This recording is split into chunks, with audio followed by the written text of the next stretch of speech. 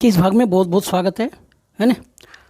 आज मैं फिर से महत्वपूर्ण विषय और महत्वपूर्ण प्रश्न आपके सामने लेकर आया हूँ।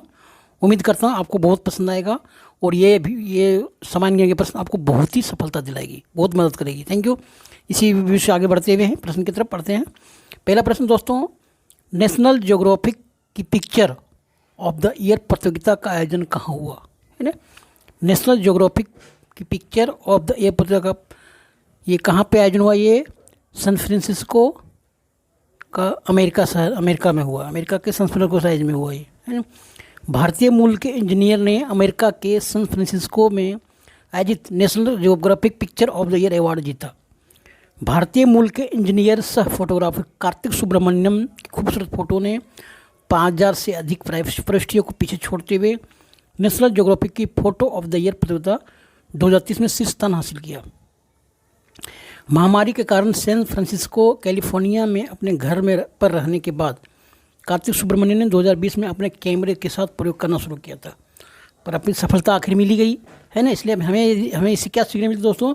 इससे हमें यह सीखने मिलती है कि दोस्तों अपने फल की चिंता किए हुए कंटिन्यू मेहनत करते रहना है। हमें फल की आपको चिंता नहीं करना है, आपको लगातार मेहनत करना है बिना रुके हुए, दुनिया कुछ भी कहे, है ना। तो आपको एक दिन सफलता जरूर हाथ धो के पड़ेगी आपके पीछे, है ना। सफलता आपके कदम चूमेगी। आगे बढ़ते हैं दोस्तों। अगला प्रश्न दोस्तों, हाल ही में किस राज्य के पूर्व राज्यपाल ओपी कोहली का निधन हो गया? किस राज्य के थे वो, है ना। तो आपको सही जवाब देना है, गुजरात राज्य के थे, है ना। ओपी कोहली गुजरात के पूर्व राज्यपाल थे जिनका निधन हो गया। गुजरात के पूर्व राज्यपाल और भारतीय जनता पार्टी के दिग्गज नेता ओम प्रकाश कोहली का 87 वर्ष की आयु में निधन हो गया। वे 2014 से लेकर 2019 तक गुजरात में के 19वें राज्यपाल रहे थे, है ना।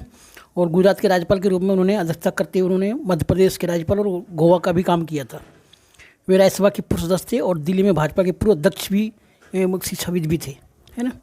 इनका निधन हो गया। अगले प्रश्न,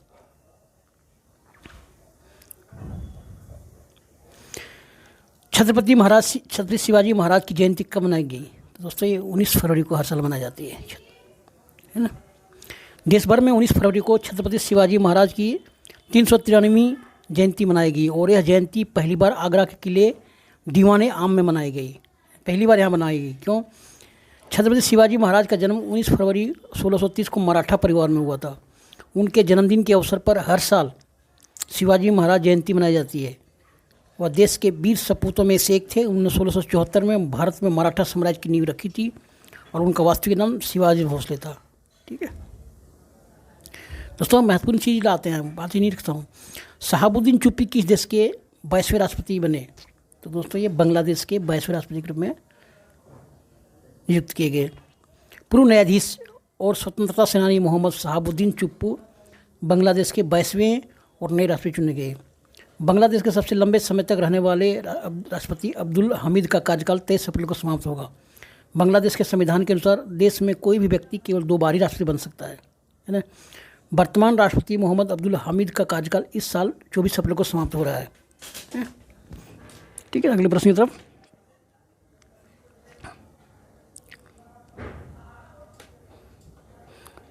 अगले प्रश्न से बढ़ते हैं दोस्तों। सर्वश्रेष्ठ जिला पंचायत के लिए स्वराज ट्रॉफी 2021-22 कौन जीता? सर्वश्रेष्ठ जिला पंचायत के लिए किसने जीता था? केरल ने जीता, है ना। केरल राज्य ने जीता है। केरल के कोलम जिले ने सर्वश्रेष्ठ जिला पंचायत के लिए स्वराज ट्रॉफी 2021-22 जीता, जबकि कन्नूर जिला पंचायत रैंकिंग में दूसरे स्थान पर रही। कोलम जिला भारत के केरल राज्य के 14वें जिलों में से एक है ना। एक लंबी तटरेखा एवं प्रमुख लॉकटेविक सीपोर्ट और एक अंतर्देशीय झील के साथ संपन्न है। जिले में कई जल निकाय हैं। तिरुवनंतपुरम निगम ने सर्वश्रेष्ठ निगम के लिए ट्रॉफी हासिल किया। मुलथुलुप्पी ग्राम पंचायत ने राज्य में सर्वश्रेष्ठ ग्राम पंचायत के लिए पुरस्कार जीता और पप्पीनिसेरी और मार्गोटुमपिल्ली ग्राम पंचायत ने दूसरा और तीसरा स्थान हासिल किया। सर्वश्रेष्ठ ब्लॉक पंचायत का पुरस्कार पेराम्पू को मिला, जबकि कोड़कारा और नेंदुमगमद ने दूसरा और तीसरा स्थान हासिल किया, है ना। अगले प्रश्न, केंद्रीय मंत्री मनसुख मांडविया ने इफ्को में नैनो यूरिया प्लांट का उद्घाटन कहाँ पे किया? दोस्तों उत्तर प्रदेश के प्रयागराज के फूलपुर गांव में किया, फूलपुर में। केंद्रीय मंत्री health and family welfare and chemicals and fertilisers doctor Mansukh Mandaviya ने प्रयागराज फूलपुर में इफ्को में नैनो यूरिया प्लांट का उद्घाटन किया। इस दरमियान उन्होंने कहा कि नैनो यूरिया का उत्पादन न केवल सस्ता है बल्कि इससे किसानों के जीवन में क्रांतिकारी बदलाव आएगा। उन्होंने आगे कहा कि यह पॉल्यूशन को कम करने वाला है और कीमत में भी सस्ता है। एक बोरी यूरिया को एक बोतल नैनो यूरिया रिप्लेस करती है, यानी एक बोतल हम जना एक बोरा खरीदते थे, अब एक बोतल में ही काम हो जाएगा हमारा। इसका मतलब है कि अब किसान को एक बोरी खरीद कर ट्रांसपोर्ट का पैसा नहीं देना होगा, बल्कि एक बोतल में ही एक बोरी का काम हो जाएगा। और आने वाले दिनों में किसान व्यापक तौर पर नैनो यूरिया का इस्तेमाल करेंगे। इससे आने वाले दिनों में किसान मिट्टी को बचाएंगे और सस्ता अपना उत्पादन भी बढ़ाएंगे। ठीक है, अच्छी बात है दोस्तों। अगला दो प्रश्न, राष्ट्रपति द्रौपदी मुर्मू ने अंतर्राष्ट्रीय इंजीनियरिंग और प्रौद्योगिकी मेले 2023 का उद्घाटन कहाँ पे किया?